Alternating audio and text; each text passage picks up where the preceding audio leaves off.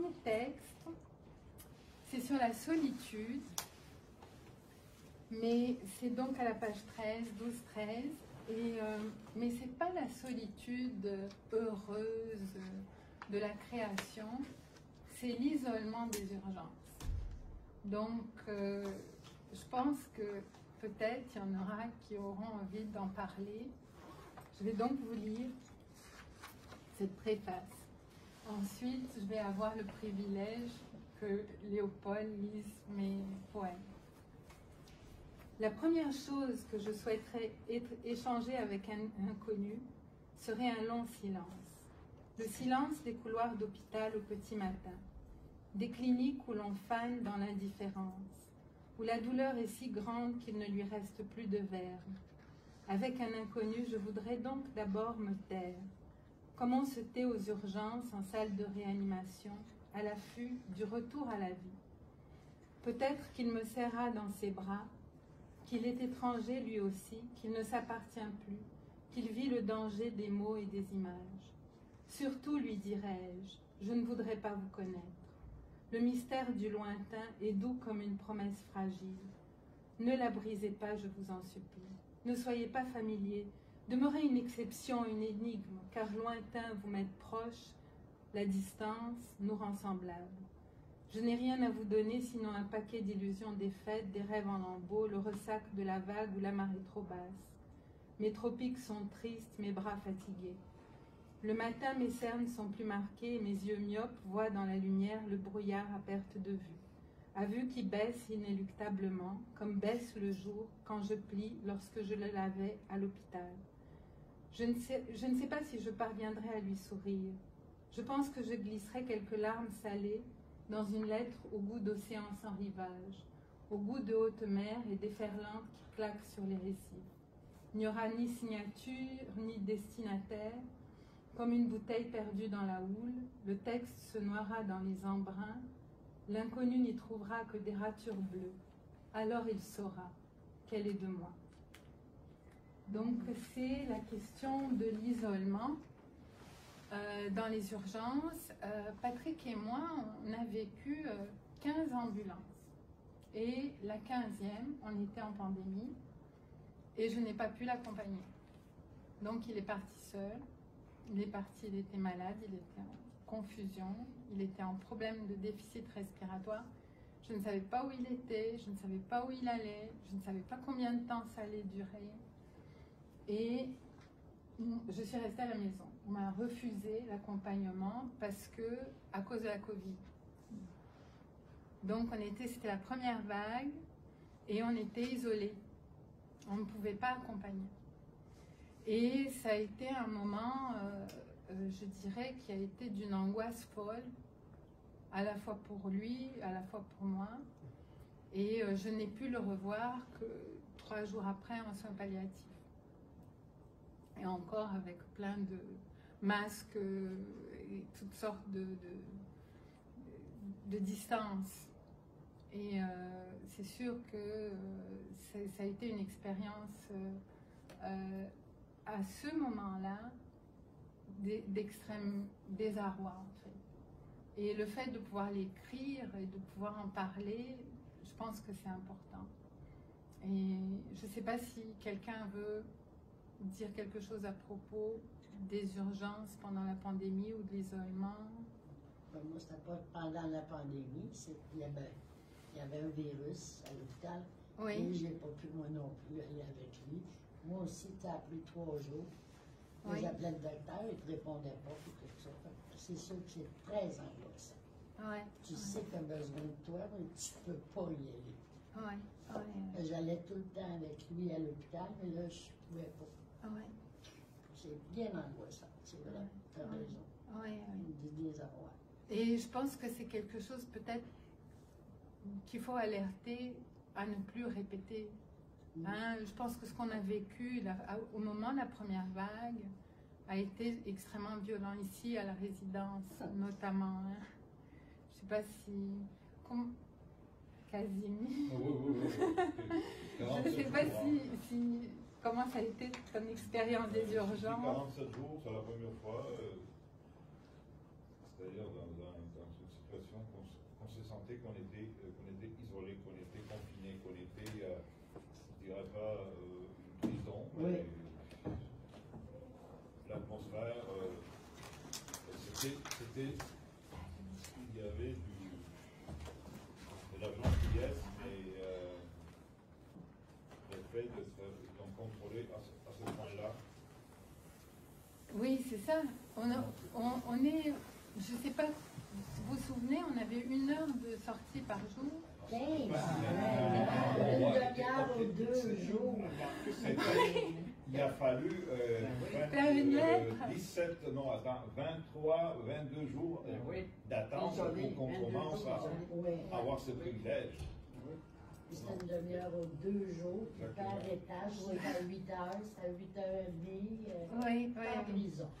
Et même, moi j'étais au balcon et je voyais des résidents qui faisaient, c'est-à-dire il n'y avait pas des surveillants pour dire dans quelle direction il fallait faire le tour tout autour du bloc, mais c'était comme l'habitude, du fait qu'ils faisaient comme ça le tour. C'était dans un sens pour ne pas je ne sais pas si c'était dans leur tête de faire pas le contraire, c'est comme ça que je les voyais de mon balcon qui faisaient. Mais pourquoi il y avait ça? Est-ce qu'il y avait beaucoup de cas de Covid? Non, c'était En protection, la protection, c'était. Faut pas qu'il y en ait. Faut pas qu'il y en ait. Il y avait comme on savait parce qu'il n'y avait pas de vaccin à l'époque, hein. Donc on n'avait aucune défense. Et on était avec des personnes vraiment à risque. Ça veut dire que ça affectait directement les poumons. Et il y avait un peu de panique à bord, j'ai l'impression aussi. Ils ont retiré tous les infirmiers qui venaient nous voir pour que ces infirmiers aillent en CHSLD, parce qu'il y avait une super demande. Donc on a perdu le personnel infirmier ici. Et du CLSC, ils ne venaient plus. Ce qui fait qu'il fallait qu'on fasse nous-mêmes les soins infirmiers. Il y a eu un moment vraiment de, je dirais, de panique à bord, quoi. De grande improvisation aussi. Oui, c'était improvisé. On inventait la solution à mesure. Oui. C'était la première fois qu'on était face à une situation comme ça aussi. On ne connaissait pas ça, nous autres. Personne ne connaissait ça. C'est ça, c'était mondial. la première fois. Donc, Léopold va nous lire, avec sa belle voix, la question d'être en vie. Et je voulais débattre un peu de la question de l'aide médicale à mourir et le choix de notre couple, le choix que nous avons fait et que Patrick a beaucoup poussé, c'est le choix de la vie. Comme médecin, il a vécu des choses, j'ai entendu des collègues dire « mais mon Dieu, mais pourquoi tant de souffrances, mais pourquoi tant de galères, mais pourquoi… » Il veut vivre. Et je me permets de parler un peu en son nom. Il a toujours voulu vivre. Et il a insisté dans la nécessité de la vie. Et donc, le deuxième débat que je voudrais ouvrir avec vous, c'est la question de l'aide médicale à mourir. Alors, le texte que je vais lire. Quelle page? Page 33. Merci. Vivre au bord des larmes, au bord du précipice, au bord du vide. Le couteau sous la gorge, l'épée sur la tête, mais vivre. Vivre en boitant, vivre en cicatrisant mal, vivre sans envie, vivre avec un corps qui ne répond plus, mais vivre. Vivre sans cause à défendre, sans preuves à faire, sans mots pour le dire, mais vivre. Je te regarde lutter, insister juste pour être là, présent, avec nous. Tiède, souriant, patient. Je te regarde vivre, je t'ai vu tomber, je t'ai vu te relever 1 fois, 2 fois, 100 fois, presque autant que moi. J'aimerais que ce soit plus facile. J'aimerais chasser la douleur. J'aimerais être avant la douleur. j'aimerais être là où elle se termine. On a envie d'applaudir. C'est beau. Là, le problème, c'est de vivre avec quelqu'un qui souffre et qu'on n'arrive pas à soulager.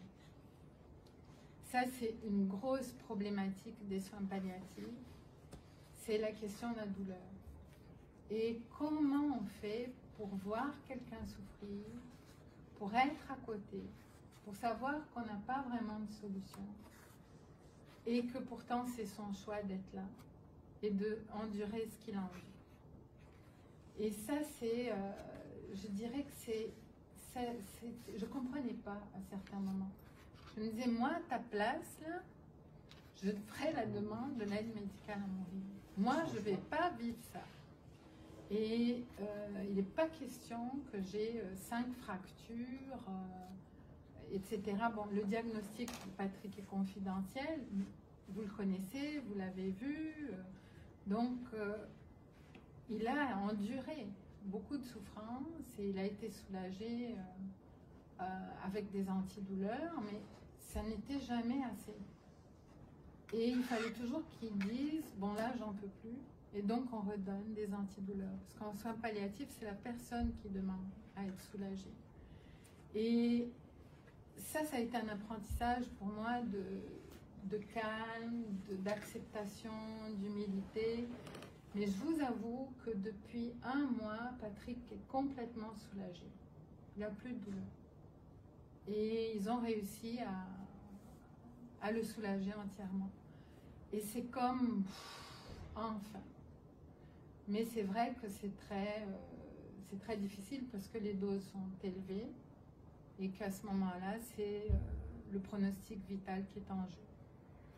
Donc, c'est pour ça qu'on ne soulage pas complètement, parce que si on soulage trop, la personne s'en va.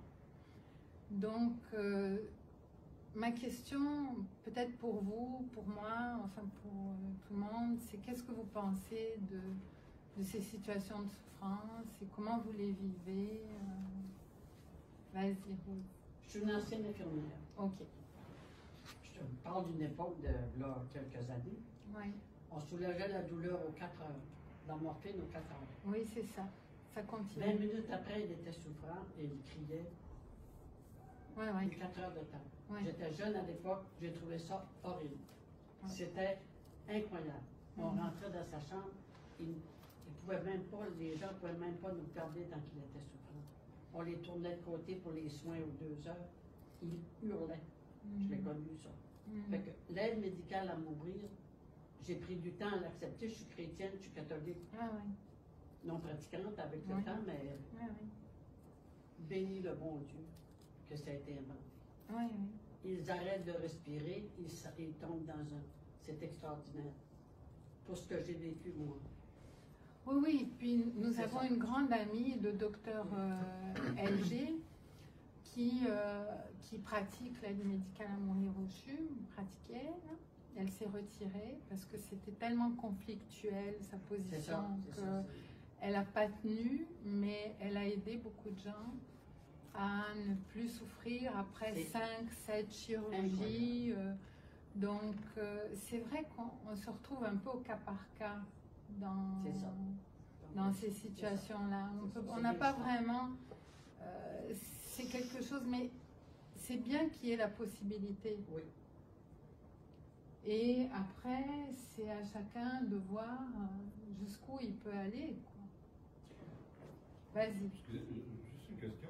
Quand on parle de 4 heures... Oui, c'est aux 4 heures, morphine aux 4 heures. Oui, mais comment expliquer que le patient a de la douleur encore s'il a reçu ça? Oh mon Dieu, ils sont souffrants. Ils sont énormément souffrants. Je vous parle de là, à un moment donné. Maintenant, ils ont une pompe qui peuvent se donner des choses, c'est différent. Il y a un patch. Maintenant, il y a un patch. Là, je parle de mon époque. Oui. Mais même comme ça, Rose, les 4 heures continuent. Ici, les 4 heures continuent. C'est-à-dire que les 4 heures, c'est un protocole en vigueur encore. Oui, c'est en vigueur. Je sais pas, Moi, je sais parce que j'ai donné aux 4 heures. J'ai vécu ça quand on était ici en pandémie. et qu'il n'y avait plus d'infirmières, ce que j'avais, c'était un protocole aux 4 heures. C'est ça. Donc, au bout de 4 heures, ça repart. La Et il faut douleur reprendre augmente. les signes La vitaux. douleur a augmenté, ça fait que Oui. il ne soulage pas vraiment parce que la douleur, Ouais. ça va toujours, c'est horrible. Oui, c'est un crescendo. Ouais. Mais c'est là que le yoga nous a aidés. Je dirais que j'ai beaucoup respiré avec Ouais, Patrick. c'est ça. On a beaucoup respiré ensemble. On a écouté beaucoup de musique. On a fait beaucoup de méditation. Et là, il écoute Mozart toute la journée. C'est ça. Et il sait respirer par le ventre. Et il sait lui-même se calmer. C'est pas que c'est une solution miracle. Là, que Non, je mais veux ça pas. aide. Il est Je veux pas pas seul. enlever la, Oui, il est pas la seul avec sa morphine ou douleur. Dieu sait quoi, ou le fentanyl des personnes quand ils sont en grande douleur, mais je pense que ça peut aider de se centrer, de se sentir détendu et d'avoir quelqu'un qui prend la main et qui respire avec toi et qui est là et qui est une présence. Parce qu'on voit la différence de ceux qui n'ont pas ça. Parce qu'on voit comment est l'isolement de ceux qui se retrouvent. Vas-y, Michel. Je suis contrôlée par mon cousin. Oui. Et puis il y a eu une discussion. Il était pour l'euthanasie pour moi. Il parlait en vue de m'enlever la vie. J'ai dit non. J'ai dit je vais mourir. C'est Dieu qui va venir me chercher. Oui. Alors il dit je vais tout voir quand tu vas souffrir. Si tu ne le demanderas pas toi-même. Sinon, je ne demanderai jamais l'aide à mourir. Parce que c'est un suicide, un meurtre. Oui, mais d'autre part, la douleur intense dont Mme Gour parlait, là, Je parle de moi. oui, ça enlève la Oui. dignité à la personne Ça enlève ça. complètement. Ça alors. prend un certain courage, pareil, de demander l'aide Oui, à mourir. je suis d'accord avec Mais vous toi. avez raison. Du J'ai courage coupé ce sur que les vous deux vouliez dire, côtés. je m'en excuse. Le courage de ne pas la demander comme le courage de Oui, la demander. oui. Et pour la personne qui accompagne, c'est Ce que j'ai vraiment peur, c'est difficile. que mon cousin dise au médecin, endormi-la sans Non, me non, non, permission. non, non, non, non. Je pense qu'il n'y a aucune inquiétude. Non, Michel. Si jamais ça se fera, Ça ça. sera pas une même. C'est-à-dire que si toi tu veux pas, la personne va t'endormir. Hein? C'est entendu, ça. Je pense que je réponds pour LG, Non, non, là, non, le ça médecin soit- que j'ai ça soit écrit. accompagné. Il y a plusieurs protocoles. L'aide médicale à mourir, ça obéit à toute une éthique légale et on demande à plusieurs reprises à la personne si elle veut l'aide médicale à mourir. Oui. Et Répondre, si disons que j'ai l'Alzheimer comme mon père, oui. si je ne peux plus répondre, c'est mon cousin qui va répondre pour moi. Ah non, Non, mais l'Alzheimer, c'est interdit. Non. L'aide médicale à mourir pour les maladies mentales sont interdites pour l'instant.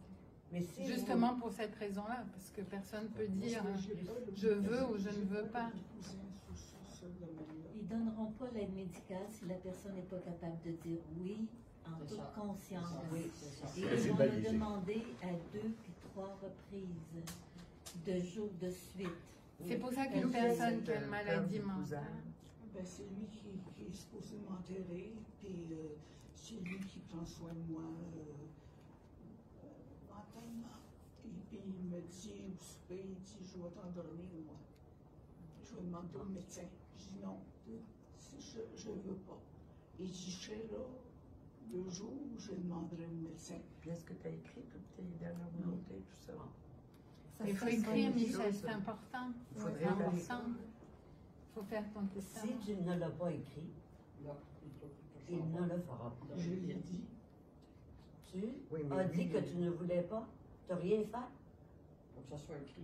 Tu Faut vas que ça pouvoir soit y aller. écrit. Ça va continuer comme ça. Lui, il va aller pour. Il est fort psychologiquement, vraiment fort. Peut-être que là, il veut jouer pour que toi, tu dises oui tout de suite. Mais si tu n'as pas dit oui, il n'y a pas d'inquiétude. Le médecin, lui, il va aller selon ce que tu désires. Mais l'inquiétude, c'est ça, c'est l'idée de la peur quand Mhm. même. Oui, oui, Et oui. puis il y a plusieurs personnes âgées, je veux dire, où cette peur est présente Oui. quand Oui. même. Puis Oui. bon, il faut en prendre Oui, conscience. Tu vas souffrir. Oui, c'est ça. Alors, Ça, c'est de on la aura d'autres manipulation. occasions Puis pour en vous devriez parler, en mais parler c'est à important. quelqu'un. Travailleur Oui. social, et là, le travailleur Oui. social, Michel. Moi, je trouve hein? que vous devriez Oui. en parler.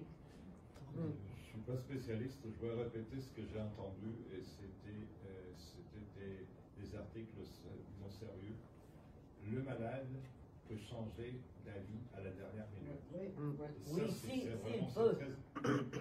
S'il peut, le médecin ne peut pas appliquer le protocole si le malade change, dit non, je ne veux pas. Pas question de Oui, non, c'est vrai. Et ça, C'est c'est vrai. vrai. C'est Ouais. vraiment, ils sont comme vous venez de dire, il y a des étapes et c'est un protocole assez strict. Ça, c'est vraiment, c'est assez strict de là que tout est, même le médecin, il ne peut pas se fâcher parce qu'il peut venir à domicile, déjà parce qu'il y a tout préparé et le malade a les droits De changer d'idée. d'échanger. Voilà. Ça, de manière formelle, ça s'appelle comme ça. oui. Il a le droit de changer d'idée. Et il a le droit de ne pas changer d'idée. Ah, il y a tout. Alors, mais c'est important quand on a peur d'aller chercher de l'aide pour être appuyé dans notre demande. Parce que j'ai fait une SCV il n'y a pas longtemps. J'ai pas eu de conséquences. Mais j'ai appelé mon cousin, il disait j'ai une SCV, c'est pas grave. Il m'a répété, il dit Demande. voilà que tu souffres. J'ai pas peur de la mort. Mais lui, il m'a endormi. Michel, moi je pense qu'il faudra parler au travailleur social après. Hein, on peut en discuter toutes les deux, mais il faut parler au travailleur social et il faut coucher tes volontés par écrit. Dans le Parce que dossier ça va te médical. rassurer. Personne ne va le faire, là. Jamais. Mais quand même, le fait de l'écrire, ça peut te rassurer. Ça peut te donner un calme par rapport à cette Un petit situation. répit. Un répit. Il existe quelque chose comme un testament biologique où on Oui. donne Ça. ses volontés de... Testament Le dire- médical. Biologie. Bon, moi Ah, c'était biologie. biologie, Ah, oui. testament biologique. On met par écrit ses volontés d'une façon notariée et indiscutable. C'est Ouais. un autre outil. Voilà. Absolument. Mais est-ce que ça a besoin d'être notarié? Si il le Bon, fait- moi, c'est notarié parce que je l'ai fait en même Oui. temps que mon testament Oui. ordinaire. Oui, c'est ça, moi aussi. Mais si C'est ça. elle le met dans son dossier médical, Donc, ça doit avoir beaucoup de valeur. ah, Bon, on continue. Alors, la troisième, c'est un pacte de meute, parce qu'on n'a pas eu que des mauvais moments. Hein. Bon. Alors, c'est le bonheur malgré tout et nos moments dans la communauté où on a pu vivre des moments agréables, malgré tout ce qu'on vivait. Et je pense qu'on a tous eu nos petits bonheurs. D'ailleurs, il y a une chanson, hein, Petit bonheur. Et donc, je voudrais parler un petit peu de ces moments qui ont été heureux pour nous. La parole. Vous trouvez à cette Léo. réflexion-là de Mariana à la page 93. Page 93. Ça s'appelle un pacte de meute. Oui, les hommes sont heureux dans la rencontre des âmes, des cœurs, des corps, dans le dialogue ou dans le regard signe la franchise. Mais ils ne le disent pas souvent. Souvent, c'est un secret de loup qui court, uni dans la forêt, une joie silencieuse, bûcher allumé au cœur de la nuit, un sanglot soulagé et ému qui réconcilie avec le monde, un pacte de meute. Les hommes sont heureux debout, verticaux, dans la beauté sourde de leur nudité. Apaise-toi. Parfois, les hommes sont heureux. Je suis d'accord. Ben, il nous est arrivé quelque chose là, c'était ce week-end. J'ai pu amener Pat à la maison. Et on a bu un café. Mais c'était pas le café de la cafétéria, c'était pas le café, c'était le café de chez nous. C'est tout ce qu'on a fait. On s'est assis, je dis je vais te faire un bon café. Et puis, on a bu un café crème, tout simple. C'était quelque chose de tout simple. Ensuite, on est descendu, on a mangé ensemble. Après, il a fait la sieste. Ensuite, bon, on est allé un peu dans le parc. Puis, on est reparti. Puis là, ça a été la catastrophe. Il a fallu revenir, puis ça a tourné. Mais pendant peut-être 7 heures montre en main, on a été complètement, entièrement heureux. On était bien. Il me disait, il y a du silence. Parce que dans l'hôpital, il y a tout le temps du monde, il y a tout le temps du bruit, il y a tout le temps...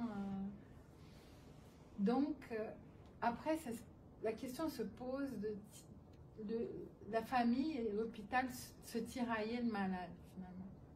Et on se dispute. Je veux qu'il rentre à la maison. L'hôpital dit non, il n'a pas les conditions. Et on reste dans une espèce de bras de fer. Et le malade est au milieu. Et j'ai compris qu'il fallait que je lâche. Parce que ça commençait à être très pénible pour lui, les séparations. Et qu'à chaque fois qu'il me voyait pleurer, quoi.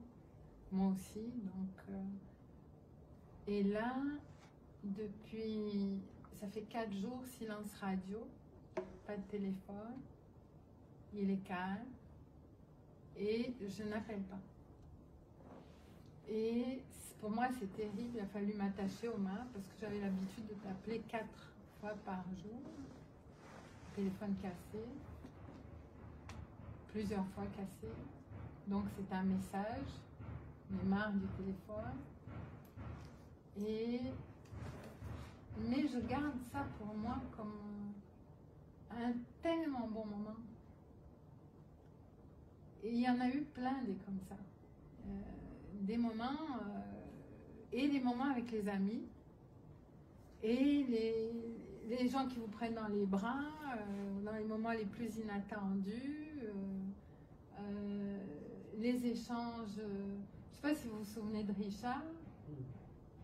C'est super ami avec qui on a mangé des spaghettis, du saumon, des trucs, on a fait la cuisine, etc. On a bu du Sancerre, on était en pleine pandémie, la situation était chaotique, je faisais des grandes marmites de saumon qu'on distribuait à l'étage et on allait chercher du Sancerre et on vivait des bons moments.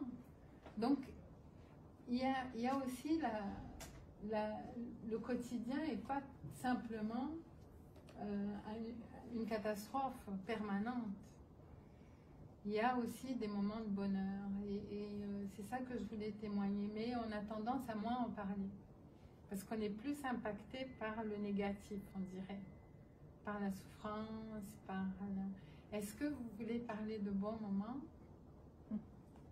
À chaque jour. Gisèle?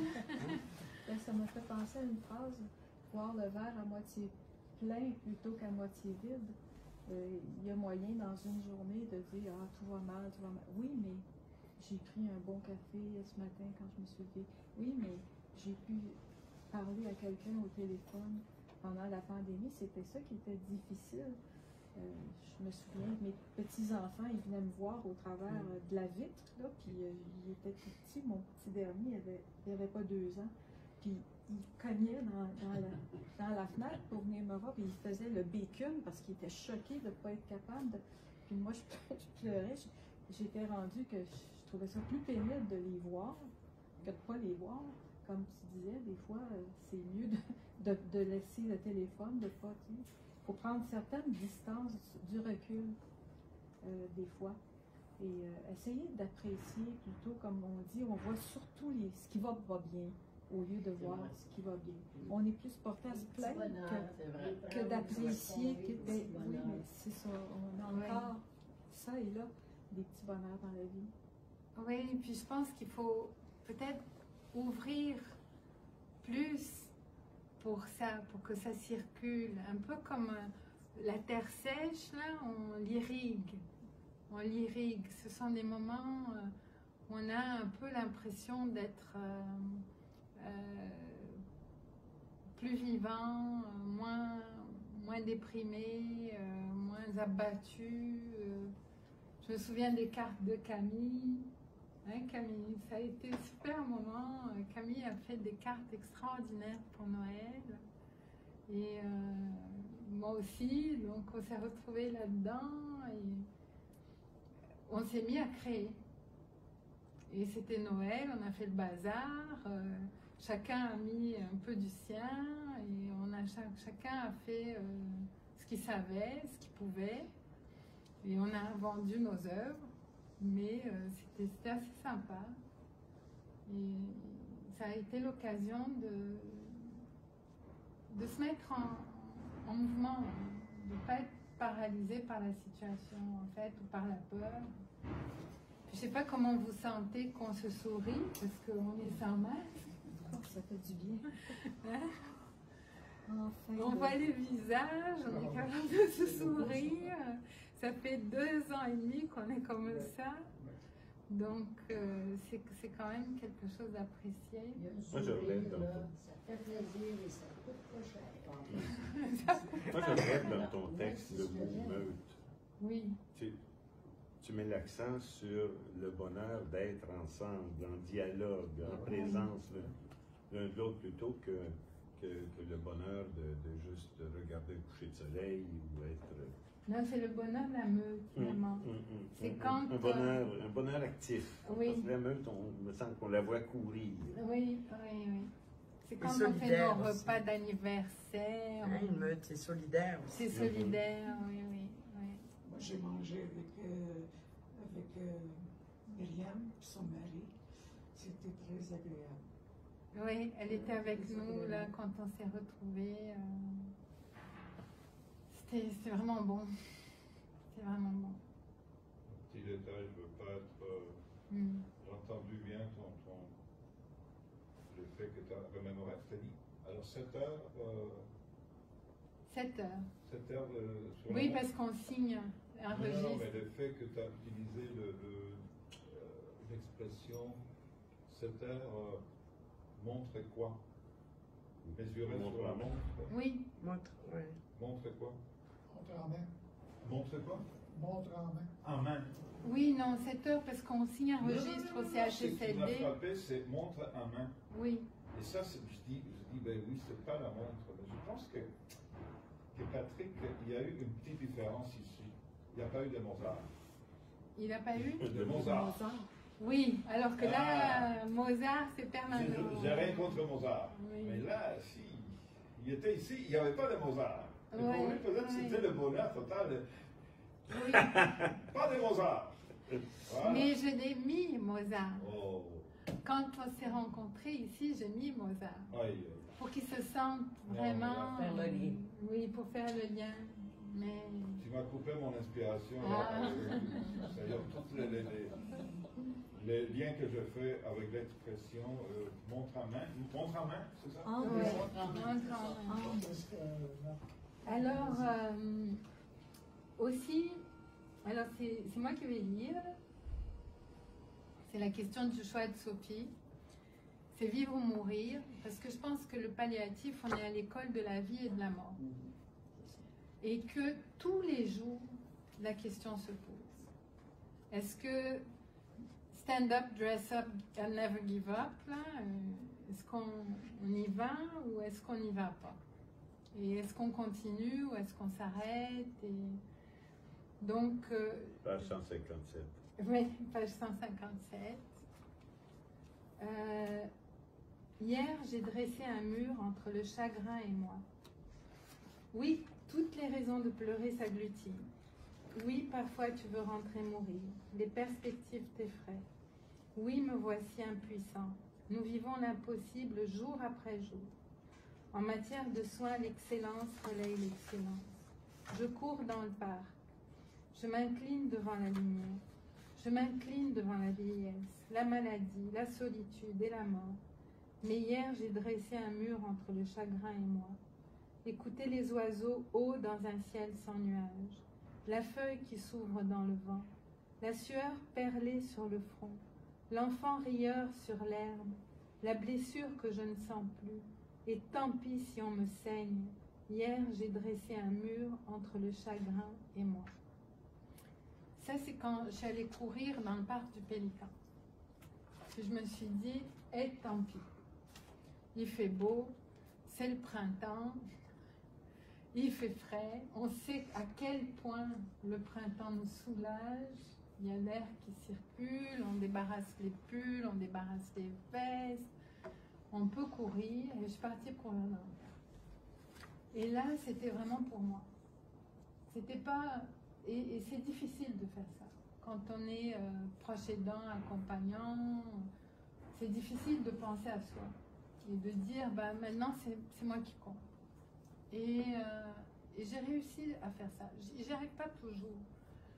Mais je pense que c'est des moments importants. C'est des moments où on met un mur, une distance entre tout le malheur qui nous entoure. Et on se dit, bon, je suis vivant. Et allons-y pour la journée. Day by day. Et je pense que ça sert aussi pour les gens qui souffrent des grandes douleurs. Parce que on doit se demander, est-ce que je continue ou est-ce que je m'arrête à tous les moments? Et peut-être c'est pour ça que je vous dis le choix de Sophie, hein, c'est vraiment philosophique. C'est est-ce qu'on continue ou est-ce qu'on s'arrête? Et pour l'instant, j'ai eu suffisamment de force. Et je vous remercie vraiment d'être là parce que c'est la force du groupe. On se donne des forces les uns les autres pour continuer, même s'il y a des jours où on n'a pas envie de continuer. On se dit, bon, ben, ça sert à rien tout ça. Hein, et je me souviens de Lucie, j'ai dit, non, Patrick a de l'aide. Et qui c'est qui t'aide, toi?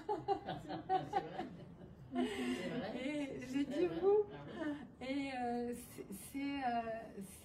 c'est sûr que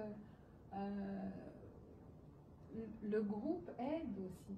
Je pense qu'on est quand même une communauté, on a chacun nos appartements, mais on se voit tous les jours, on mange ensemble. Donc la possibilité, j'ai eu la possibilité au moment de changer d'appartement de quitter la résidence.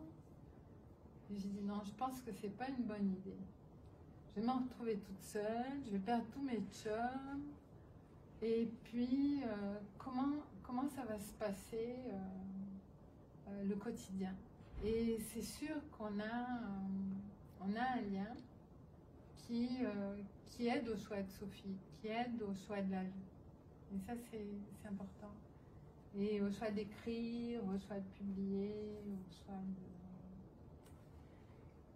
Donc, qu'est-ce que vous en pensez de ça? Une petite tape dans le dos, ça fait du bien aussi.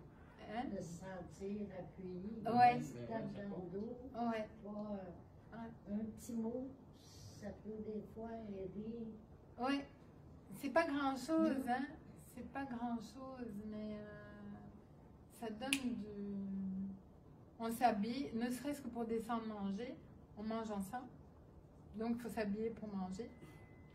Donc ne serait-ce que ça, des fois c'est le fait de se lever, de s'habiller, peut-être je resterai en pyjama pendant une semaine.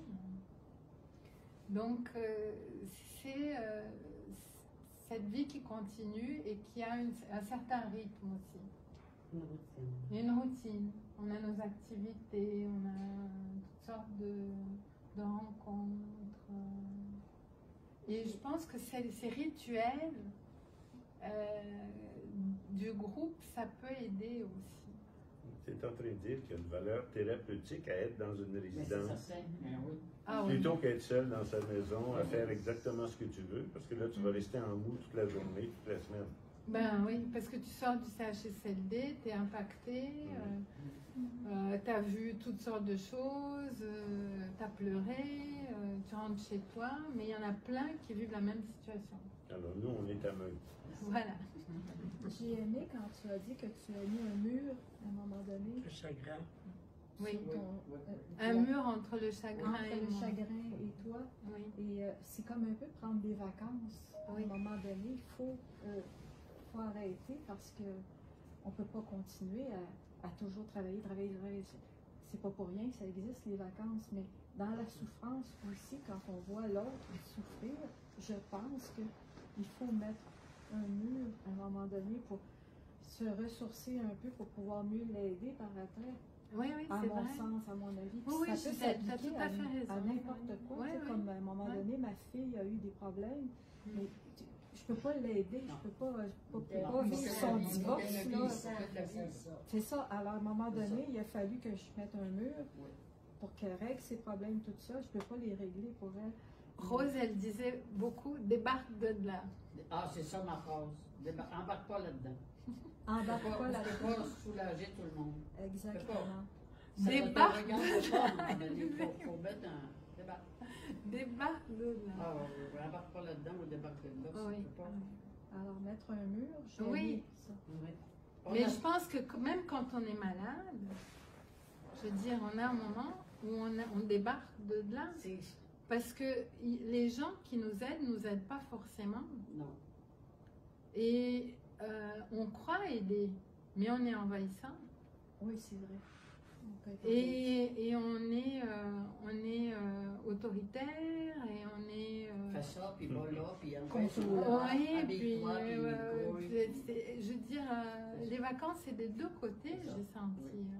Oui. Parce que, je veux dire, Pat, il a cassé le téléphone 5 fois. Au bout de la 5e fois, j'ai ramassé le téléphone. J'ai compris qu'il en avait marre, que je téléphone tout le temps. Comment ça va, comment ça va, comment ça va.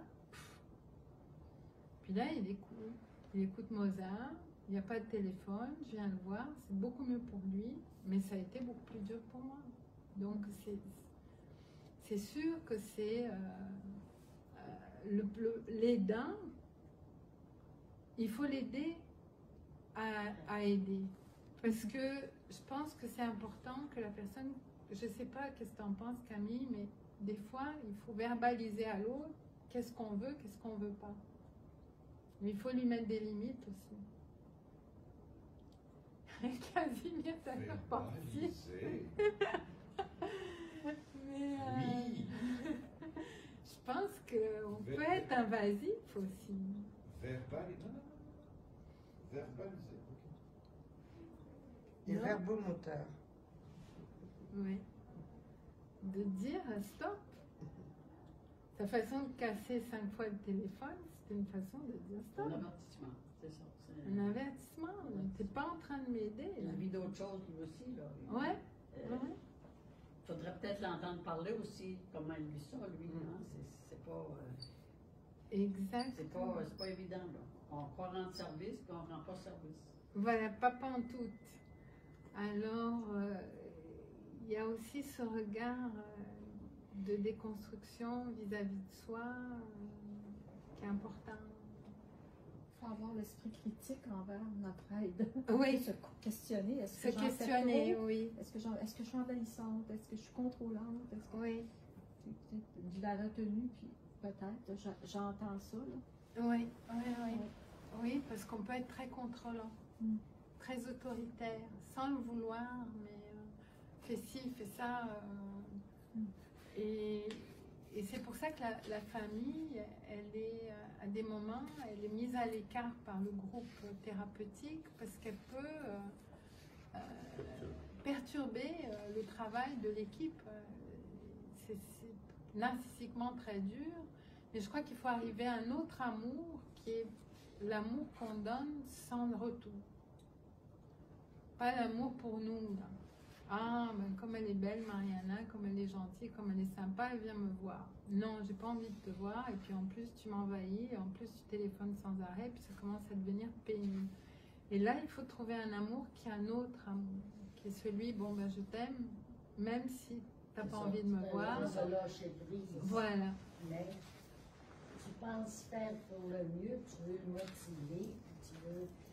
Mais il veut pas. Moi, le mien, dans 3 semaines, il a mangé ça. Je voulais le forcer à manger. Il voulait mourir. C'est tout ce qu'il voulait. dans le fond, je ne l'aidais pas, là. C'est dur, hein? Ouais. C'est facile dans le malade. Et que c'est dur, ça. Ouais. Ouais. Je l'ai fait aussi, hein. Premier plateau, deuxième plateau. Ah, il n'a pas voulu le premier plateau, essaye le deuxième plateau. D'ailleurs, c'est écrit, là. Et un jour, il ne voulait pas manger. Puis, l'infirmier était meneur d'hommes. On était en CHSLD transit, zone tampon. Il me dit non, allez, voilà le deuxième plateau, essaye. Et on essaye des Pour les plateaux. motiver, mais. Je ne pas. Ouais, non, il veut pas, je le voulais pas. Même les docteurs là-bas pensaient qu'il faisait une dépression. Pas une dépression, il voulait mourir. Et peut-être qu'un jour, on fera pareil. Mais Est-ce qu'on va être... Est-ce que cette situation-là peut nous être un miroir par rapport à ce que on pourrait devenir ou être quelque chose comme ça? Moi, ça m'intéresserait, ça. Comment Voir ça, Iska? les effets sur nous, le fait, enfin tout ce que vous dites là, Oui. tu m'as Oui, comprise, hein, c'est toi. ça. Tu vois, alors je me dis qu'est-ce que ça peut nous apporter au cas où que l'on soit dans cette position-là, de la personne qui est aidée. Ben, moi, je pense que il faut encourager la prise de parole, beaucoup, et être à l'écoute. On a un ami, Gaston et moi, René Barbier, qui a écrit un travail sur l'écoute sensible en sciences humaines, et il accompagnait les personnes en fin de vie. C'est différent de l'écoute active? C'est différent de l'écoute active. Très, très différent? L'écoute sensible et l'écoute active. Veux-tu m'aider là-dedans? Bon, mais c'est pas grave. Bon, mais je ne suis pas spécialiste de l'écoute active canadienne. Je sais que c'est ce qui est en vogue. Non, c'est assez ancien.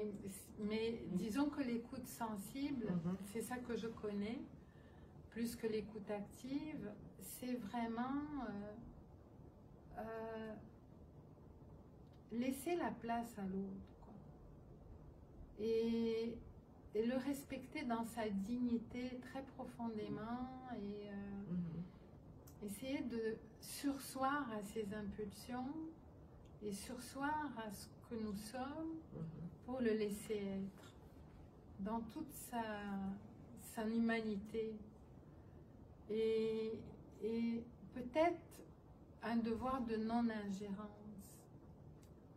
Et comme dit Michel, moi je ne veux pas l'aide médicale à mourir. Donc l'écoute sensible, ce serait, bon, qu'est-ce qu'on peut faire pour que même si elle souffre, elle puisse rester avec nous?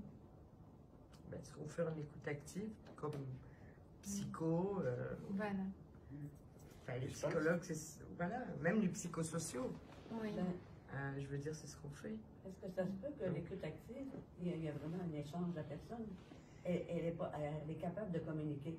L'écoute sensible, c'est aller voir l'émotion de la personne. La personne qui est malade, elle va avoir une émotion, puis dans quelques minutes, il va en avoir un autre, puis c'est d'être pour que la calmer plutôt que... Ouais, Moi, j'ai assisté, moi, c'était un bonheur quand je pouvais assister à quelqu'un qui s'en allait, qui était là. Ça l'assurait d'avoir quelqu'un. Je me rappelle une fois, on est arrivé à minuit, je travaillais de nuit. Là, ils ont dit, Madame une telle, ça ne sera pas long. On s'est en allé là. Elle était anxieuse. On l'a tout installé comme il faut. On lui a parlé. J'ai donné son chapelet. On a fait des prières. Elle s'est en allée calmement. Parce que c'est une madame qui aimait la prière, qui aimait ces choses-là. Moi, ça, c'est un affaire que j'aimais être près de la personne qui s'en allait. D'essayer de la rassurer, de la calmer un peu, tu sais, de sentir qu'elle avait quelqu'un avec elle. Oui. Moi, je trouvais ça important. Je pense que ça va au-delà d'une position clinique. C'est-à-dire que l'écoute active, elle reste quand même recensée dans une attitude clinique qu'on va apprendre. Puis là, tout d'un coup, il y a une rencontre d'homme à homme, d'humain à humain, qui traverse les théories, ça peut être n'importe qui dans un couloir qui voit quelqu'un souffrir, qui lui prend la main, qui lui fait un sourire, et voilà. Et c'est aussi simple que ça, et c'est terrible quand il n'y a pas ça. Le problème, c'est ce qu'on voit, c'est qu'il n'y a pas ça. Hein, les madames avec les chats, les madames avec les poupées. En ce moment, on a des madames avec des poupées qui parlent à des poupées, ou des chats en peluche. Parlent à des chats en peluche. Donc, qu'est-ce qu'on fait là? Je veux dire, je préfère que Patrick me parle à moi qu'à une poupée ou un chat en peluche. C'est là aussi que ça se joue, l'écoute sensible. Et on n'a pas suffisamment de monde. Oui. Mais si c'est l'Alzheimer qui retourne à l'enfance, C'est correct. c'est peluche, puis la poupée, Il a ses peluches dans la chambre ici. Il a les peluches dans la chambre. Il a un lion qu'on a acheté en Afrique du Sud. Et il a un chat que sa sœur lui a donné quand il était petit. Il a les peluches. S'il en a besoin, il aura ses peluches. Ça fait partie de l'écoute sensible. Ça fait partie, il a les peluches. Il a les peluches. Mais c'est ça, tu vois, c'est mon regard. Mais peut-être c'est... Oui. Mais on a besoin quand même d'être proche de l'autre. Le hug. C'est l'autre, on écoute, mais comme on disait tantôt, faut que nous aussi, on ait notre place. Oui. Alors c'est là que, qu'est-ce que je peux faire, moi, pour être proche aussi, malgré sa peluche. Oui, c'est ça. C'est ça. Pour exister. Je voudrais partager une expérience que j'ai eue. J'ai visité les personnes en déficit cognitif dans les derniers jours de leur vie. Et j'entre dans la chambre et la dame, elle dort. Je m'assois à côté du lit, je prends sa main dans mes deux mains et je reste auprès d'elle 15 minutes, une demi-heure. Et l'infirmière est rentrée et elle me dit, on va la lever, la mettre au fauteuil. Et le temps que j'étais dans le corridor, le temps qu'ils ont levé la dame, elle a dit à l'infirmière, j'ai eu une belle visite.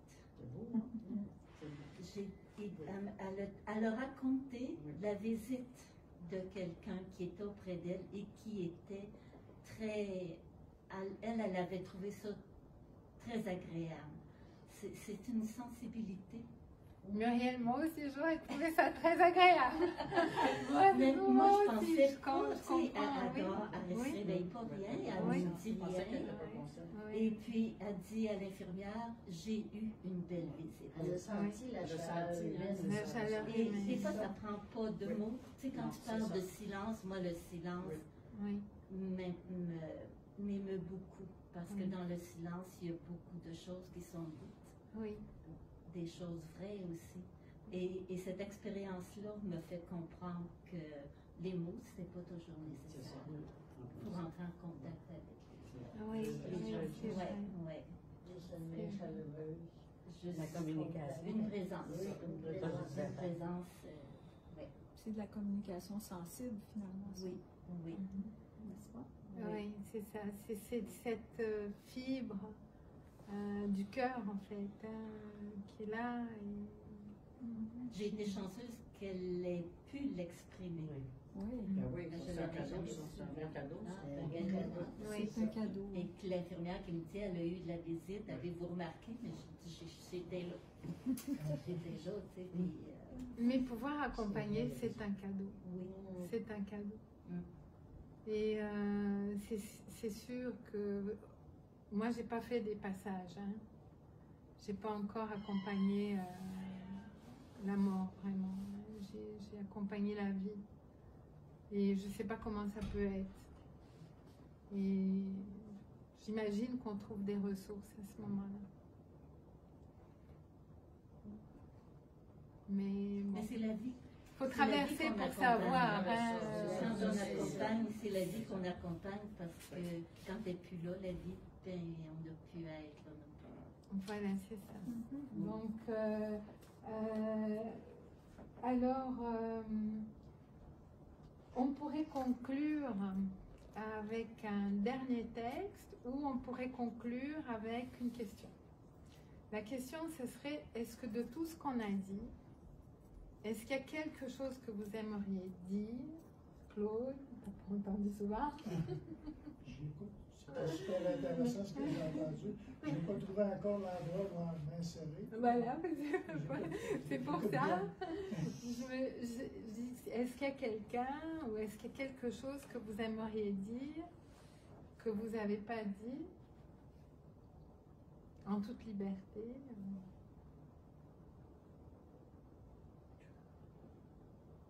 J'aimerais bien signaler, j'aimerais bien m'exprimer en tant qu'égoïste. C'est moi qui a eu le plaisir de remémorer, et c'est Camille qui peut-être qui a oublié, et m'a introduit, quand c'était connu, on faisait des visites aux personnes, elle était bénévole, et visitait des personnes qui étaient pas dans l'état, dans des gravités avant de mourir, mais c'était des personnes dans les CHSLD. Et moi, je vais m'exprimer, je dis ego, moi, j'ai eu le plaisir de rigoler pendant, et je rigole encore parce que ça nous permet de rigoler ensemble. On est allé chez une dame, sans entrer dans les détails, vous parlez d'une, madame, vous parlez d'une dame qui était apaisée, qui était endormie. Cette dame-là, elle était réveillée. On entre, elle nous regarde, elle nous commence à parler, nous disant, c'est-à-dire, il n'y avait pas de bonjour, quoi. Elle commence à nous parler directement. Vous savez, j'ai eu une belle visite. J'étais très content. Et puis on écoute, parce que là, on est là pour l'écouter. Elle nous donne sa sensation, son émotion qu'elle a eu une belle visite, qu'elle se sentait très heureuse. Elle ajoute, et elle décrit les personnes qui l'ont visité. Moi, je regarde Camille, elle rigole, moi je rigole, elle nous écrit, nous. Ça nous a suffi pendant des mois. Ah oui, bien c'était, hey, tu te rappelles? C'était incroyable. Ben, ok, on peut analyser ça, c'est le cerveau humain, la mémoire, mais c'était une expérience pour moi. Casimir est rentré dans le jeu. Non, mais oui, en partie, non, je ne suis pas allé trop loin, mais j'étais complètement ému. Tu n'as pas dit... Qu'est-ce qu'elle a? Ben, je dis, elle est vraiment folle. Et je n'ai pas dit ça immédiatement, mais c'est Camille qui m'a dit, pas mal. Écoute, comme description, là, des détails, elle est folle. Non, mais regarde comme elle est. Et elle a construit les phrases, elle était super. Et ça m'a permis, voilà, je suis allé visiter des personnes qui ont des mais ça m'a permis, moi, de vraiment de vivre quelque chose. Des beaux. Et je les répète, donc chaque fois qu'on en parle avec Camille, mais non, mais elle, oui, tu te souviens qu'elle a donné, et moi, mais oui, non, c'était toi parce que tu avais une barbe, mais non, il n'y avait pas de doute. C'était toi, c'était moi, mais c'est incroyable. Il était déjà dans le passé. Oui, je comprends oui. Et elle vous racontait. On dirait que le temps n'a pas le même temps. Non, le temps est différent. Oui, il y a vraiment des pertes d'espace-temps, des confusions d'espace-temps. C'est intéressant pour moi aussi d'y penser comment le cerveau peut perdre à ce point-là, d'une manière. Mais c'est pas dangereux là, parce qu'il était là juste pour décrire. Les toutous là, j'allais visiter une dame qui avait sur son lit à peu près une quinzaine, vingtaine de toutous. Oui. Et quand j'arrivais là, elle me parlait de ses toutous, comment ils c'est sa famille, c'est comme sa famille, c'est ça. C'est sa meute. Oui, sa meute. Non, mais c'est vrai, oui, c'est vrai. Il faut que j'arrête de me choquer avec ça. Mais non, mais c'est bien. C'est un objet transitionnel, tu sais. Oui, c'est vrai, tu as raison. Oui, Nicotte, objet transitionnel, c'est vrai. C'est chaque fois que je passe devant la chambre pour aller à la chambre de Patrick, il y a une dame qui a un grand bébé et qui est toujours là. À le bercer et à lui parler. On a besoin. Pour elle, c'est dans son monde à elle. c'est un peu elle qui a perdu. Oui, oui, elle bon, se verse. Elle se Ouais. met. Ça lui permet de se verser. Ça l'apaise. Ça l'apaise. Ouais. Dans Mais bon. l'écoute active, justement, il y a un effet miroir. On peut, quand on fait des écoutes actives, on reformule pour nous. Et en reformulant, l'autre personne comprend mieux ce qu'elle dit. Ah, d'accord. Oui. Surtout si on reprend. Surtout si on reprend dans ces termes, c'est nécessaire, oui. C'est ce Absolument. qu'on appelle l'écoute active. L'écoute, oui, avec l'effet miroir, effectivement. Ah, bon, ben, il faut que je me renseigne mieux sur l'écoute active. Très bien, Camille, tu me donneras Il y a des des cours. théoriciens qui sont... Tu me donneras des cours. Non, me mais donneras des je l'ai références. pratiqué beaucoup, moi, Ah, oui. parce que je travaille dans un centre de prévention du suicide et Ouais. c'est utile. Et aussi avec des personnes en déficit cognitif. Oui. Le fait de reformuler, ça leur permet de mieux comprendre que ça met des mots. Tu pourrais me donner un exemple, par exemple? Oui, cite l'auteur là, parce que j'ai oublié son nom. De la méditative, j'ai Oui. oublié. Ah, ben, c'est pas important. Roger. Roger. Ah, Roger. ben voilà. Voilà. Ok. Je crois que j'ai des textes, il faudrait que je regarde. Ah, oui. Je crois Ah, que oui, j'ai. oui, oui, ben, ça m'intéresse parce que Ah, moi j'ai Mais plongé c'est dans très sérieux. l'écoute sensible, donc j'ai Mais pas. ça se rejoint. Ça se rejoint certainement, oui. Mais ce côté de répéter, Mais je ne connaissais pas. en psychologie, l'approche rogérienne, c'est le même genre. C'est très humaniste aussi, Voilà. hein. Bon, ce que je sais de Carl Rogers, mais Ouais. sous toute réserve. Et donc, pour la fin, un petit texte. Donc, page 100. Qu'est-ce qu'on avait dit? Page 69. Pour finir avec une touche d'espoir. Ben, je vais écouter. Les mots pour le faire. Donc, c'est la place en fait du yoga dans tout ça. Ou de la respiration, de la méditation. Il faudrait renaître tout au long de sa vie. Écrit Philippe Filliot, Le yoga comme art d'être soi, page 159. C'est un très beau livre. La tête vide, comme une page blanche, une toile vierge, je pris le temps de me nourrir de silence. Le silence qui vient après la douleur, lorsqu'elle a passé, que l'on a traversé. Riche de cela, la traversée. Belle découverte, celle du passage d'une marge qui s'ignore vers une marge qui se comprend un peu mieux. Savante non seulement du résultat, mais du parcours effectué et surtout. En approfondissant, je me suis rendu compte que j'avais depuis 2 jours peur de bouger et de me heurter à la douleur et à la limite à nouveau.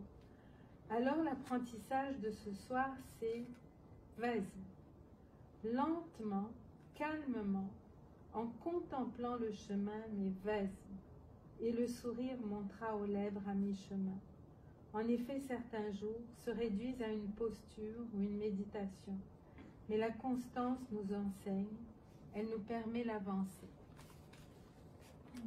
Donc, on terminerait là-dessus sur, on y va, quoi. On continue. C'est enregistré, mais c'est pas, on voit pas vos visages. Hein. Non. Vous permettez que je Prenne une fasse photo un de zoom tout le avec vos monde. visages.